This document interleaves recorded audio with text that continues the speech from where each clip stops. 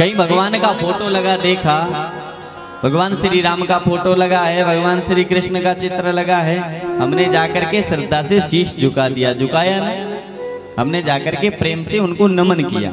क्यों किया? क्योंकि भगवान की फोटो है, भगवान का चित्र है। और अगर वही चित्र अगर चरित्र में उतार लिया जाए तो फिर भैया बात बन जाए, लेकिन चरित्र में उतरता नहीं।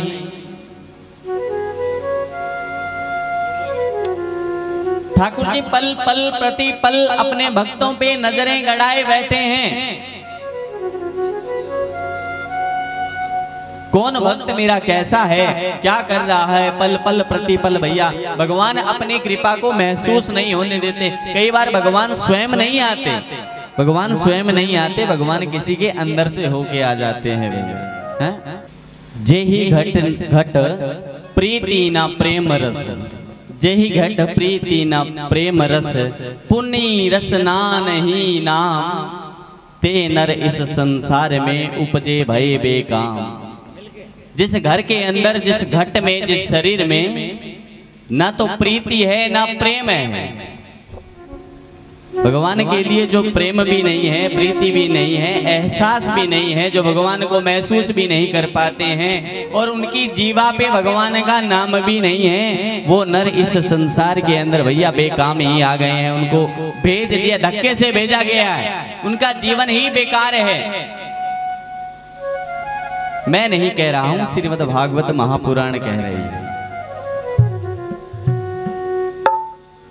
और जिन्होंने हरि से प्रेम किया, जिन्होंने हरि से प्रेम किया, जिन्होंने लगन लगा ली भगवान से भैया, भगवान से लगन लगाने के बाद में फिर दुनिया की परवाह नहीं की, चाहे वो मीरा हो, चाहे कर्मा हो, चाहे सूरदास हो, चाहे भक्त रविदास हो, चाहे नरसिंह हो, चाहे न जाने कितने उदाहरण हमारे सामने पड़े हैं। उन्होंने जग की परवाह नहीं की। अगर हम जग की सुनेंगे तो जगदीश्वर को भूल जाएंगे भैया, और उसकी कृपा है, वो साथ है, तो फिर डरने की जरूरत नहीं है। भगवान कहते हैं कि मैं एक मार्ग यदि मेरे भक्त के लिए बंद करता हूं तो हजारों मार्ग उसके लिए खोल भी तो देता हूं, लेकिन मेरा भक्त उस मार्ग पे जाए तो सही।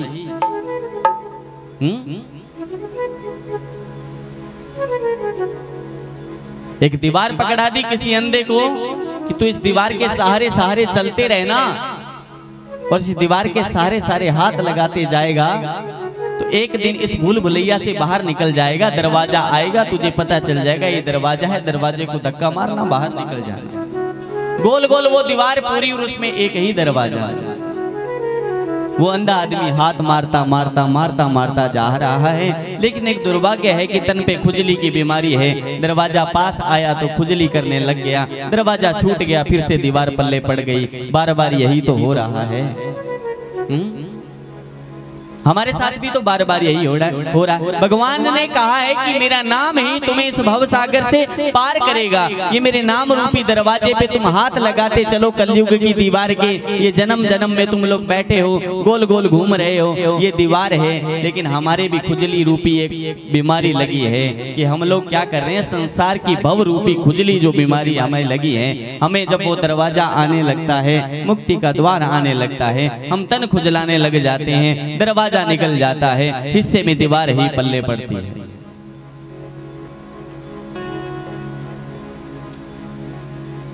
कृष्ण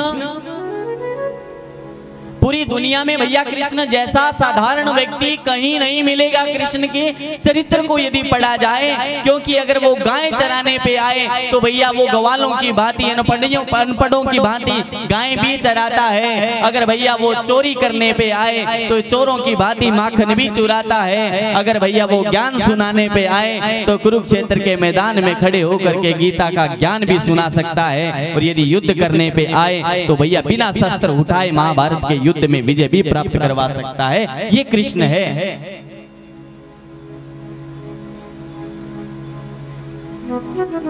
लेकिन विडंबना है कि हम कृष्ण के चित्र की पूजा करते हैं, उसके चरित्र की पूजा नहीं करते। बस यहीं आकर के हम लोग मात खा जाते हैं। कहीं उसके चरित्र को जीवन में उतारा होता तो अब तक बात बन जाती। कुरुक्षेत्र के मैदान में दे बाण पे बाण भीष्म पितामह का सामना हुआ है आज अर्जुन से। बार बार बाण चलाए जा रहे हैं भीष्म पितामह के द्वारा।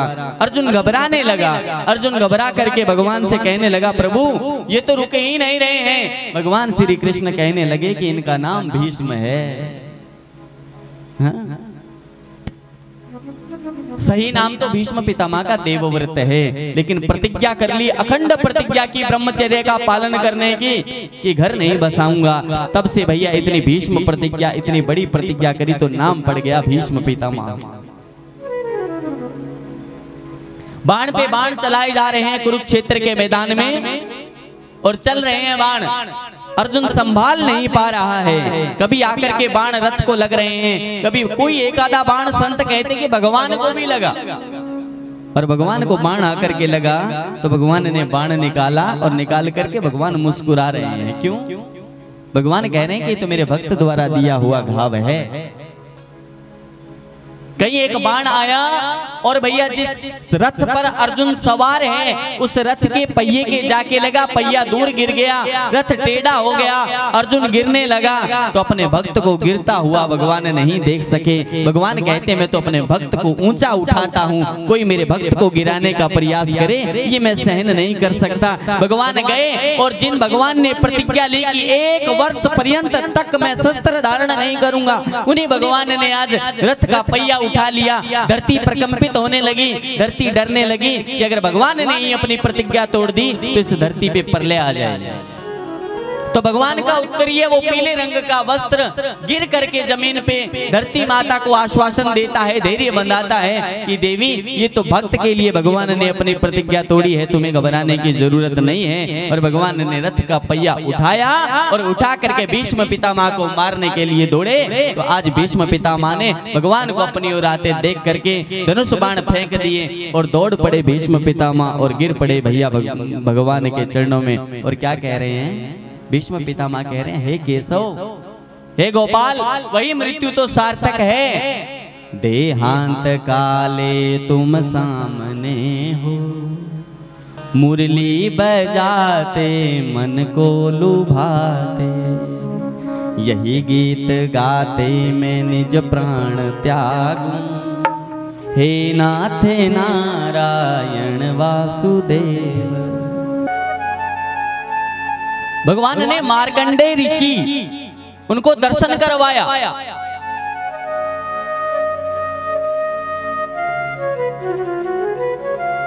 करारविंदेन पदारविंदम मुखारविंदेन विनिवेशयन्तम। भगवान के जो करारविंदेन हाथ हैं कमल के फूल के समान हैं। भगवान ने उन अपने हाथों से अपने पैर का अंगूठा पकड़ा हुआ है और पैर का अंगूठा पकड़ करके मुख में डाला हुआ है। करारविंदेन पदारविंदम, अपने जो पद हैं भगवान के पैर हैं वो भी कमल के फूल के समान हैं। करारविंदेन पदारविंदम मुखारविंदेन विनिवेशयन्तम, वटस्य पत्रस्य पुटेशयानम। वट के वृक्ष का जो पत्र है, पत्ता है, उस पे भगवान सोए पड़े हैं। प्रलय का दर्शन करवा रहे हैं कि जब प्रलय आ गई है तो वो पत्ता समुद्र में तैर रहा है, उस पत्ते पे भगवान लेटे पड़े हैं। और भगवान ने मोर पंख का जो झाड़ियों का श्रृंगार किया हुआ है, वो एक फूल की माला जड़ी हुई है, मोर पंख लटका हुआ है, अपने पैर का अंगूठा लेकर के भगवान ने मुंह में लिया हुआ है। वटस्य पत्रस्य पुटेशयानम बालम मुकुंदुम मनसा स्मरामि। ऐसे भगवान श्री बाल कृष्ण लाल का हम स्मरण करते हैं, प्रणाम करते हैं। हर चीज भैया भगवान जो असंभव है उसको संभव कर देते हैं। माता यशोदा से भगवान आकर के कहते हैं कि मैया तू तो कहती थी ना कि सूरज पूर्व में उदय होता है, लेकिन एक दिन मैं दाऊ के साथ खेलने गया तो सूरज पश्चिम में उदय हो रहा था। अब माता यशोदा ये कैसे कहे कि सृष्टि का स्वामी है कृष्ण, सृष्टि के नियंता भगवान है जो कण कण में व्याप्त है। तो अगर भगवान ने इशारा कर दिया तो सूरज पूर्व से नहीं पश्चिम से ही निकलेगा। ये प्रभु हैं। बशर्ते शर्त एक है कृष्ण को समझने की कि तुम्हारा प्रेम होना चाहिए। सच्चा प्रेम प्रभु से हो तो मूर्त बोले काठ की, फिर लकड़ी की मूर्त बोलने लगती है। यदि प्रेम प्रभु से सच्चा है, प्रेम नहीं है तो फिर भैया कुछ भी नहीं है। भगवान द्वारिका से चले पांडवों के लिए संधि प्रस्ताव लेकर के कि मैं जाऊंगा दुर्योधन के दरबार में और जाकर के पांडवों के लिए संधि प्रस्ताव लेकर के जाऊंगा। भगवान गए और भगवान ने जाकर के पांडवों के लिए संधि प्रस्ताव लेकर के गए तो सूचना फैल गई पूरी हस्तिनापुर में कि भगवान आने वाले हैं। और दुर्योधन को पता चला तो पूरी हस्तिनापुर को दुल्हन की भांति सजा दिया गया। पूरी हस्तिनापुर दुल्हन की भांति सजी खड़ी है। और आज विदुर जी महल में नहीं है। क्यों नहीं है? क्योंकि विदुर जी ने एक बार दुर्योधन से कह दिया कि 5 गांव ही तो मांग रहे हैं, पांडव दे दो, 5 गांव में क्या जाता है। दुर्योधन ने कहा, हे दासी पुत्र, हमें समझाने की जरूरत नहीं है, और अगर तुम्हारी जुबान इतनी चलती है ना तो जाओ, हम आपको मंत्री पद से मुक्त करते हैं। आज के बाद तुम्हारा इस महल में, तुम्हारा राजमहल में कोई काम नहीं है, तुम जाओ, तुम्हारी छुट्टी है। निकाल दिया। और विदुर जी विदुरानी के साथ मिलकर के कदली के वन में, केले के वन में जाकर के भगवान के नाम का आराधन करते हैं। और जिस दिन निकाला गया उस दिन विदुर जी ने विदुरानी से जाकर के कहा कि आज हम पूरी जिम्मेदारियों से मुक्त हो गए हैं, अब हमें एक ही काम है कि हमें द्वारिकाधीश का आराधन करना है, अपने प्रभु का स्मरण करना है।